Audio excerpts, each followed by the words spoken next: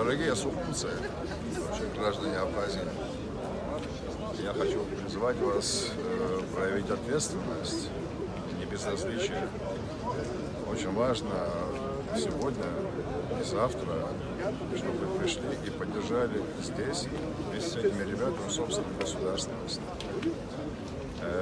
Нам иногда кажется, что мы можем находиться дома, и какие-то вещи происходят мимо нас, те, что нам нравятся. Но иногда бывает, что так не получается. Иногда бывает так, что надо прийти и самим сделать важную вещь. Высказать свое слово, выразить протест, поддержать своих друзей, поддержать свою страну, поддержать своих родителей. И помнить о тех, кто отдал жизнь за это независимое государство. Думайте об этом, придите и сегодня, и завтра, и поддержите сами себя, свою страну. Мы верили в вас тогда и сейчас верим. Приходите, будьте с нами, будьте со своим народом, будьте со своими депутатами, которые тоже нуждаются сегодня и завтра в вашей поддержке. До встречи, приходите.